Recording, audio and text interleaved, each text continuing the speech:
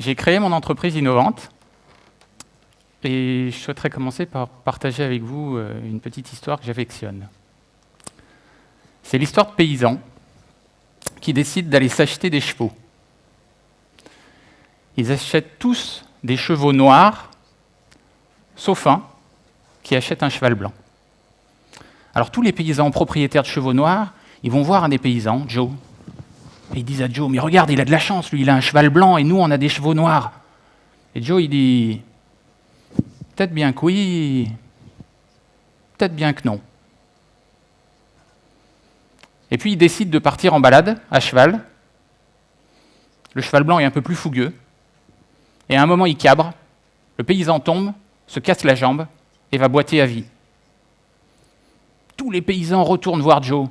Ils disent « Joe, t'avais raison, heureusement qu'on a des chevaux noirs. » Et Joe, il dit « Peut-être bien que oui, peut-être bien que non. » Et puis arrive la guerre, et tous les paysans sont réquisitionnés pour partir à la guerre, sauf celui qui a un cheval blanc. Et donc il retourne voir Joe. « Oh, il a de la chance !» Et Joe répond « Peut-être bien que oui, peut-être bien que non. » Alors comment savoir si un choix est bon? Comment savoir si un choix est parfait? Existe-t-il un choix parfait? Aujourd'hui, quand on sort diplômé, on a plusieurs possibilités. Aller travailler dans un grand groupe, aller travailler dans une petite structure, monter sa boîte, aller faire le tour du monde, aller dans l'humanitaire, faire une formation complémentaire. Est-ce que c'est le bon choix? Peut-être bien que oui, peut-être bien que non.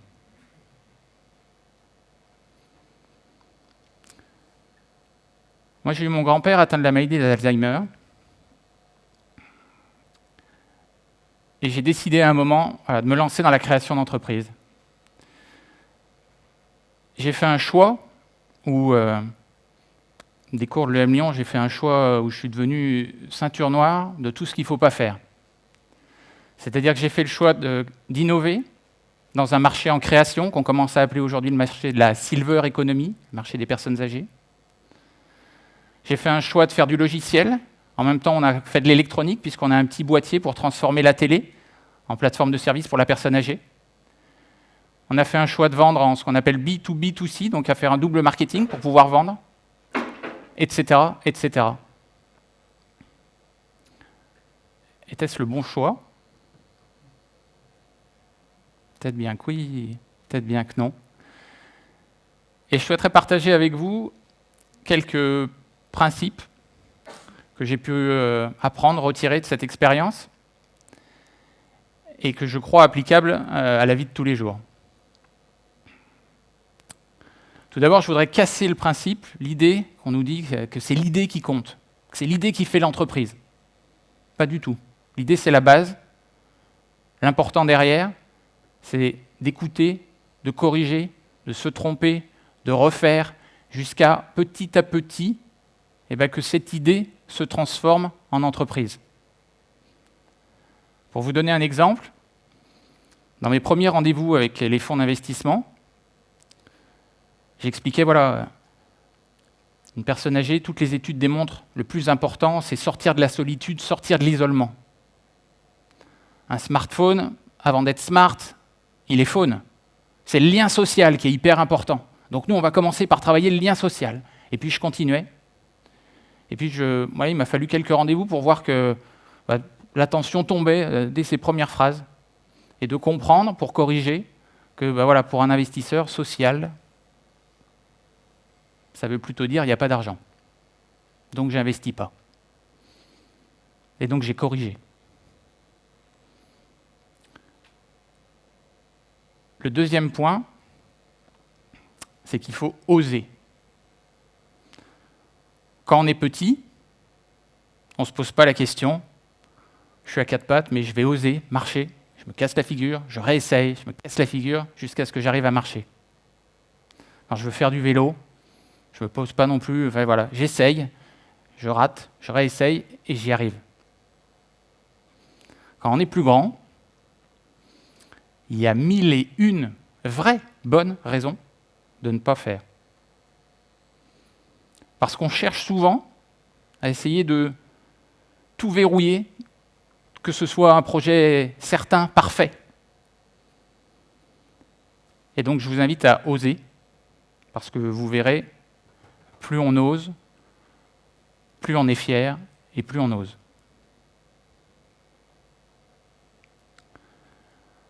Ensuite, je vous invite à définir des objectifs et à tracer votre sillon. Celui qui n'a pas d'objectif ne risque pas de les atteindre. Dans le secteur, quand on parle des personnes âgées, on a 3 âges. C'est vrai pour tout le monde d'ailleurs. On a l'âge chronologique, d'accord, l'anniversaire.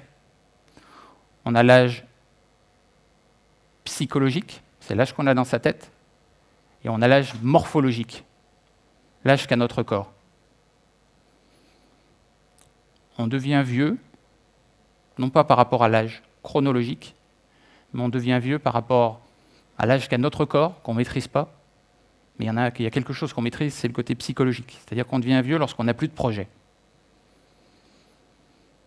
Donc je vous invite à vous fixer des objectifs, à avoir des projets, et à tracer votre sillon, c'est-à-dire à être têtu.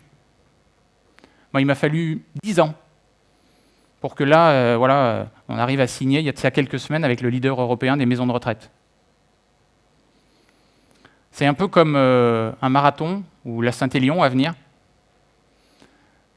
Il faut que dès le début, vous ayez la certitude que vous allez terminer.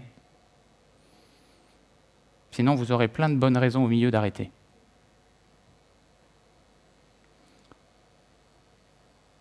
Ensuite, il est, de mon point de vue, très important d'arriver à gérer son énergie. L'énergie, c'est comme la trésorerie, le cash d'une entreprise. S'il n'y en a plus, ça s'arrête.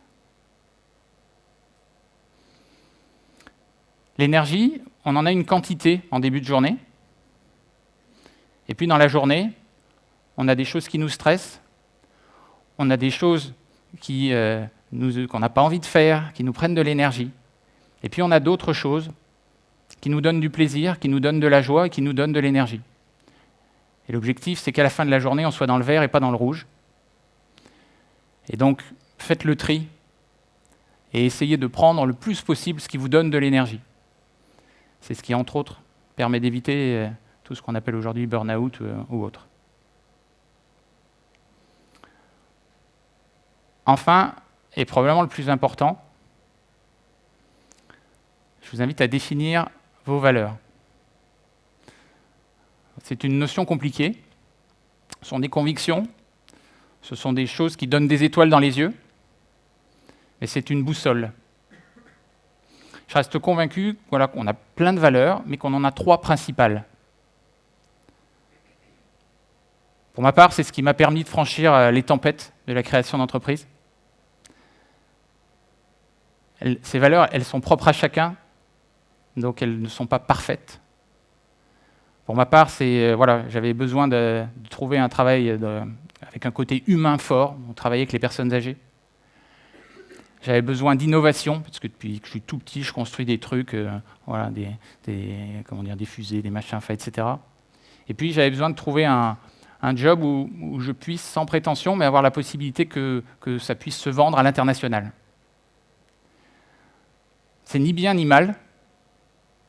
Ce n'est pas un exemple, ce sont mes valeurs, mon imperfection. Et vous voyez, quand on a défini ces 3 valeurs, on voit que finalement on peut les retrouver dans différents jobs. L'important, c'est d'arriver à avoir cette boussole.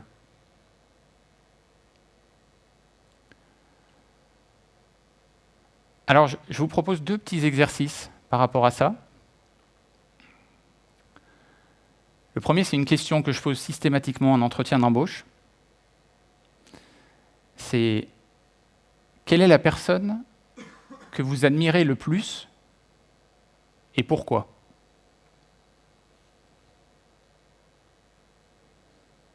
Là, vous aurez trouvé une valeur. quelque chose qui vous met des étoiles dans les yeux. Le deuxième exercice qu'on peut faire régulièrement, c'est de se dire, ben voilà, là tiens, au moment présent, si j'avais une note à donner entre 1 et 10 sur comment je me sens là, quel est mon état intérieur, quelle serait cette note? Et là aussi, quand vous serez vers 9-10, il y a un truc. Ah, là aussi, il y a une valeur importante. Vous voyez là, pour moi, on va dire que je suis à 7. Je suis hyper content d'être là, hyper content d'être devant vous et assez stressé.